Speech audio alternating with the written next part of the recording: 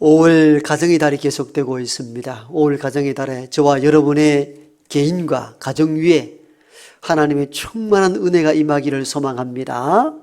또 모든 가정이 행복하기를 원합니다.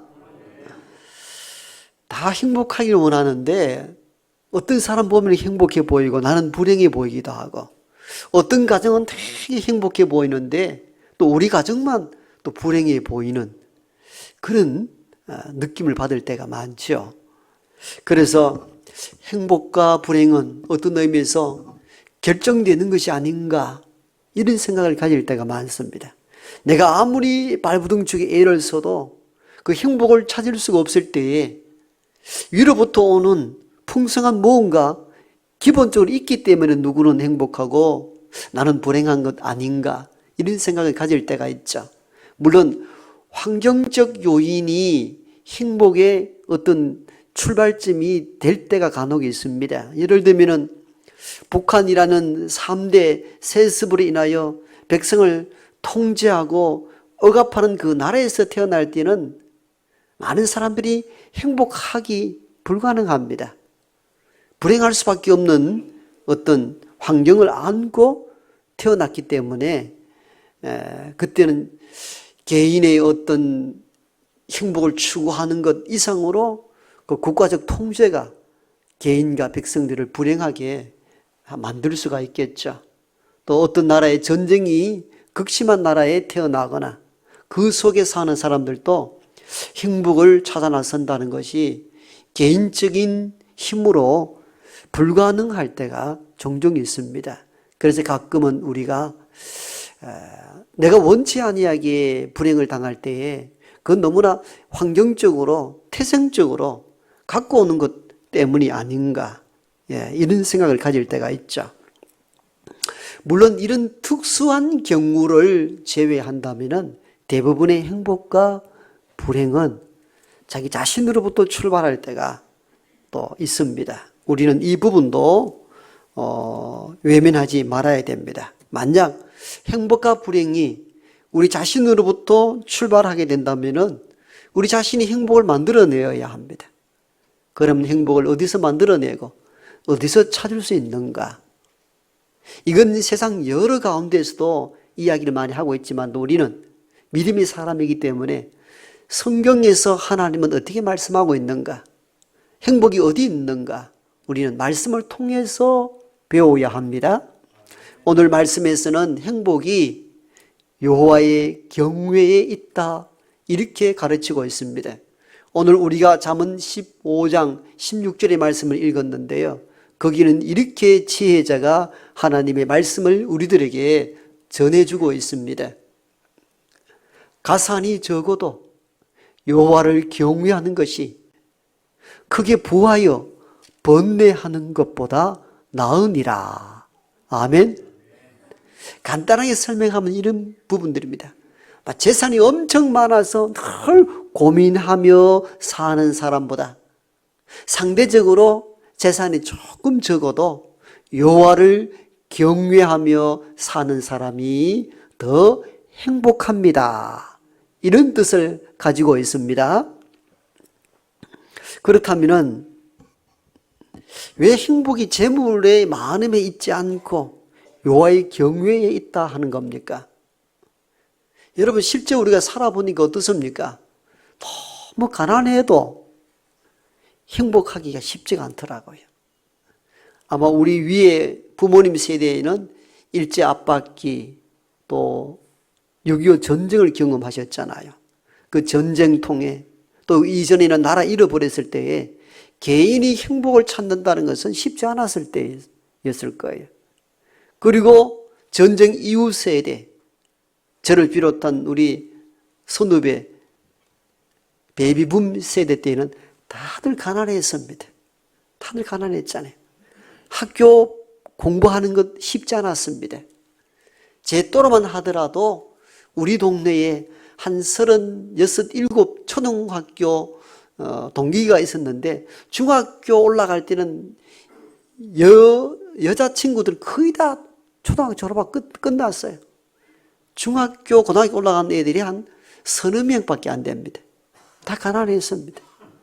도시락 제대로 사가지 못한 경우도 허다했고, 뭐 기성예비는 뭐 날마다 그때는 또 교문 앞에다가 다 이름을 적었잖아요. 최경식, 정세원. 그냥 뒀습니까? 그때는 좋은 선생님도 계셨지만도 그 기성예비 안 가져온다고 막 따기 때리면서 집에 돌려보내게 됐잖아요. 뭐 집에 가면 돈이 나옵니까, 사실은? 선생님들도 위에 지시를 받으니까 어쩔 수 없이 했는 일들이지만도 참 슬픈 일들이 있었잖아요. 별로 돌아보고 싶지 않는 추억담들이 다 있잖아요. 너무 절대적 가난은 사람들을 불행하게 하기도 하고 우울하게 만들기도 합니다. 그 적당한 재산, 부가 필요로 합니다. 여러분, 힘이 있고 능력이 있고 할 수 있으면은 야심을 다하여 재산도 모으십시오. 그 결코 악하거나 나쁜 것은 아닙니다. 부를 잘못된 방향으로 부를 축적하고 선하게 사용하지 않는 것이 문제이지, 열심히 일을 하여서 가정을 경제적으로 부유하게 만들고 자녀들 양육하고 어려운 이웃 도울 수 있다면은 그 부가 좋은 거예요. 악하고 나쁜 것이 아니에요. 성경에도 부가 나쁘다, 선하다 말하지 않아요. 늘 말씀드리지만도 부는 가치 중립적이에요. 선하게 쓰면은 선한 것이 되고 악하게 쓰면 악한 것이 되는 겁니다. 부라는 재물 자체가 악하다, 선하다 구분 지을 수 없다는 겁니다. 그래서 가치 중립적이다, 이렇게 표현하는 것이죠. 어떻든 물질이 많음에 대하여 악하다, 나쁘다 이렇게 볼 수가 없다면은 물질 추구하는 것이 뭐 그렇게 나쁜 것이냐? 성경에도 그것이 나쁘다 말하지 않습니다. 다만 문제가 무엇이라는 겁니까? 여호와 경외의 사상 없이 물질만 추구하고 그것 때문에 고민하고 아파하는 것보다 차라리 상대적으로 내가 남보다 덜 가졌다 할지라도 여호와의 신앙으로, 여호와의 경외함으로 살아가는 것이 더 낫다는 겁니다. 이게 더 행복하다는 겁니다. 행복을 어디서 찾는가? 많은 물질에 찾는 것이 아니고 여호와의 신앙, 여호와를 경외하는 그곳에 행복이 있다는 것입니다. 우리는 이것을 잊지 말아야 합니다. 그러면 많은 재산을 가지고 있는데 왜 번뇌한다고 이렇게 표현했을까요? 혹시 이것을 잃어버릴까? 이걸 지키기 위해서 애를 쓰고 지금 가지고 있는 것에 만족치 못하고 더 많은 탐욕을 가질 때에 고민하게 되고 고뇌하게 되고 번뇌하게 된다는 겁니다. 차라리 그럴 바에는 좀 상대적으로 남이 가진 것보다 적게 가졌다 할지라도 여호와의 신앙으로 살아가는 사람이 훨씬 더 행복하다는 것입니다. 이건 지혜자를 통하여 하나님께서 하신 말씀입니다. 이것 행복한 길이 여기에 있다는 것입니다. 왜 여호와의 경외하는 것이 그렇지 못한 사람보다 더 행복한가? 여호와께서 나를 지키시고 내 걸음을 인도하시고 내 위기의 때에 나를 방어해 주시고 때를 따라 일용할 양식을 주신다 생각하니까 마음이 든든하죠. 마음이 안정이 됩니다. 이게 행복이라는 것이에요. 그런데 행복하다는 것입니다. 여러분, 어린아이가 한 개인이 얼마의 많은 용돈을 가지고 있는 아이와 용돈이 없지만도 나는 내 아버지 어머니가 계셔서 언제나 내게 필요하면 용돈을 받을 수 있어 라고 하는 아이가 더 안정되고 더 행복할 수 있는 거예요. 나는 부모도 없고 아무것도 없어서 내가 가지고 있는 것 이거 전부 가지고 살아야 된다라고 하는 아이보다 그만큼 가지고 있지 않지만도 내 부모가 계시기에 나는 든든하다 하는 아이가 훨씬 행복할 수 있는 거예요. 오늘 그 말씀하는 거예요. 가산이 적어도 여호와를 경외하는 것이 크게 부하여 번뇌하는 것보다 나으니라. 이 말은 더 낫다는 것은 뭘 의미합니까? 이 길이 저 길보다 더 행복한 길이라는 겁니다. 더 행복한 길이 어디에 있다는 겁니까? 상대적으로 재산이 좀 적다 할지라도 여호와를 신앙하고 믿음이 있는 사람이 그렇지 않는 사람보다 행복할 수 있다는 겁니다. 우리가 이걸 갖고 행복이 여기에 있구나, 이 사실을 알고 여호와를 경외하며 살아가는 저와 여러분 되기를 원합니다. 시편 23편 우리가 즐겨하는 성경 구절이잖아요. 여호와는 나의 목자시니 내게 부족함이 없으리로다. 그가 나를 푸른 풀밭으로 쉴 만한 물가로 인도하시는도다. 여러분, 이 짧은 식구 안에 행복의 근원이 다 담겨져 있잖아요. 여호와가 내 목자가 되어서 내가 양이라면은 목자 대신 그분이 나를 푸른 풀밭으로 쉴 만한 물가로 인도해 가신다는데 내가 무엇이 부족하겠는가? 나는 지금 아무것도 없다 할지라도 여호와가 하나님 되시고 내 목자가 되셔서 내 인생길을 인도해 가시는데 내가 무엇이 두렵겠는가? 무엇이 부족하겠는가? 남들 보기에는 아무것도 가지지 않았지만도 목자 대신 하나님이 나를 이끌어 가신다니까 나는 부족함이 없습니다. 이 고백이 시편 23편을 기록한 시인의 마음이었던 것입니다. 그렇죠? 하나님이 나의 목자가 되시는데 내가 무엇이 부족하느냐는 거예요. 부족함이 없다는 겁니다. 왜? 때를 따라 나를 좋은 것으로 인도해 가시기 때문에 나는 부족함이 없다는 겁니다. 세상에 많은 것을 가지고 있기 때문에 부족함이 없다는 고백이 아니고 실제로 가진 것이 없다 할지라도 여호와께서 내 길을 인도하시는 목자가 되시기 때문에 부족함이 없다는 겁니다. 여러분, 이 사람이 행복한 사람이지요. 바로 이러한 의미로 쓰여진 지혜자의 잠언이 오늘 우리가 읽었던 잠언 15장 16절입니다. 가산이 적어도 여호와를 경외하는 것이 크게 부하여 번뇌하는 것보다 나으니라. 아멘.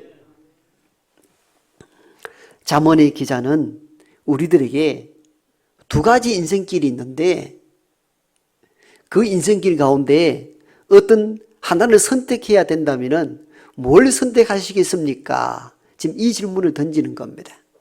두 개의 길 중에 하나는 무엇입니까? 저 가산이 적지만도 여호와를 경외하며 사는 길과 다른 하나는 여호와 경외 없이 그냥 재산이 많은 것. 아니, 목사님 꼭 1과 2만 있습니까? 3도 있잖아요.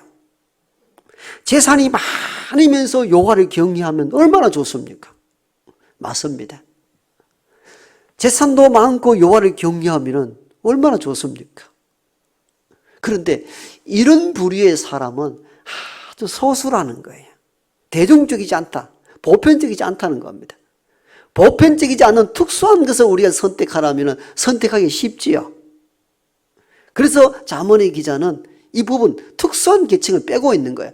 보편적으로는 어떻게 살아갑니까? 재산이 많으면서 이걸 붙잡고 막 고민하며 사는 사람이 있고, 어떤 사람은 재산이 조금 상대적으로 많이 적지만도 여호와를 신앙하며 사는 사람이 있더라는 겁니다. 이 두 가지 길이 있다면 어느 것을 선택하겠느냐? 이 질문을 던짐과 동시에 답도 제시하고 있잖아요. 그래서 수리적으로 1이냐 2냐 선택해 보라는 겁니다. 즉 가산이 적지만도 여호와를 경외하며 살 건가? 여호와 경외 필요 없고 재산만 많이 주면 좋겠습니다. 1과 2 어느 것을 선택할 거냐? 판단해보고 결정해보라는 거예요. 여러분, 우리가 행복은 매 순간순간 어떤 결정을 내리는가에 따라서 내가 행복하기도 하고 불행해지기도 하거든요.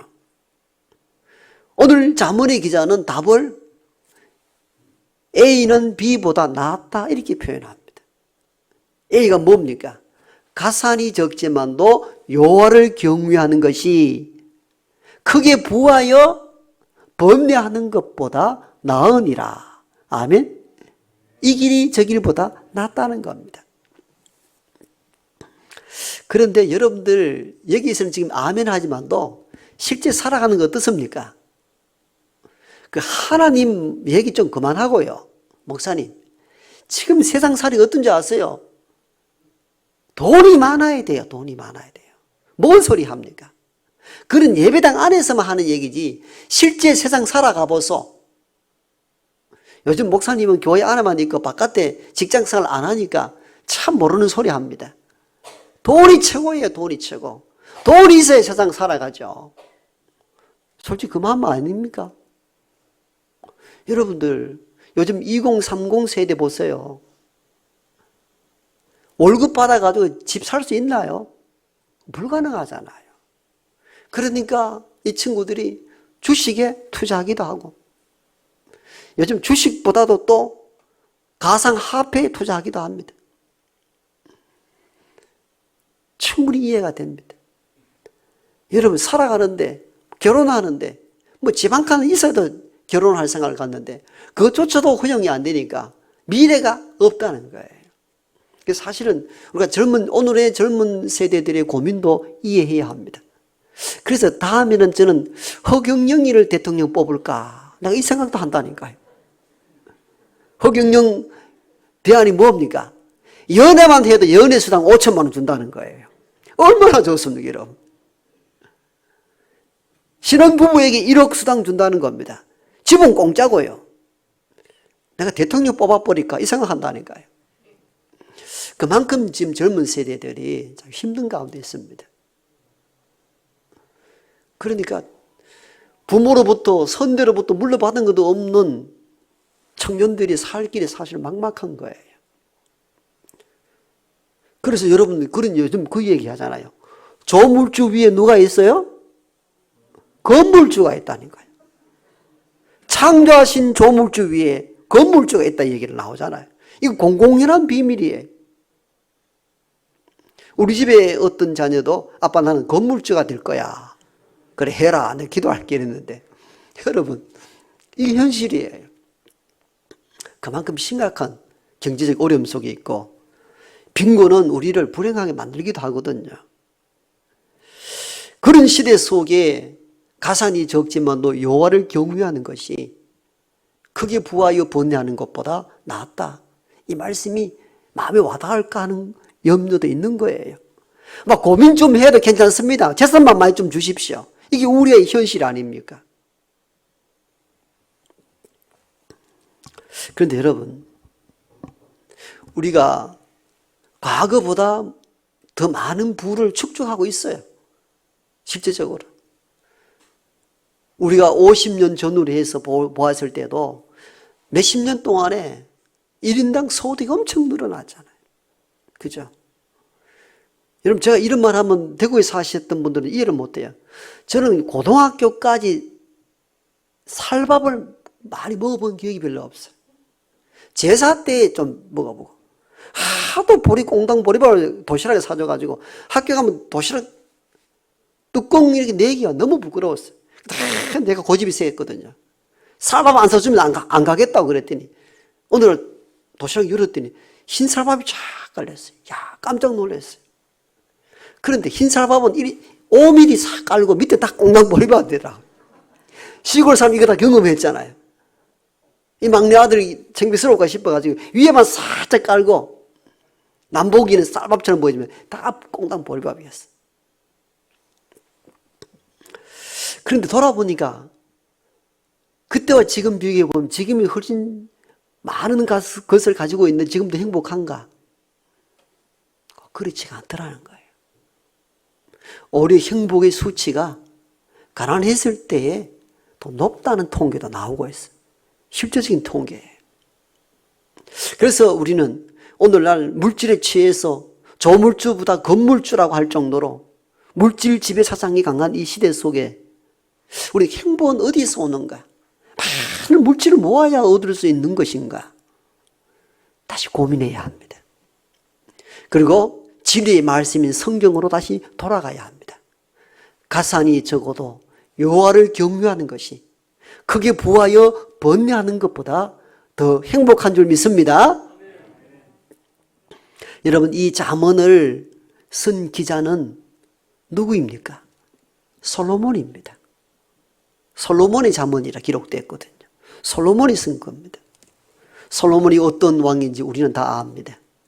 지금은 경상북도만 하는 작은 땅덩어리 이스라엘의 왕으로서 남쪽에는 애굽의 제국이 항상 침략하고 북쪽과 동북쪽에는 바벨론, 아시리아가 수시로 이스라엘을 괴롭힙니다.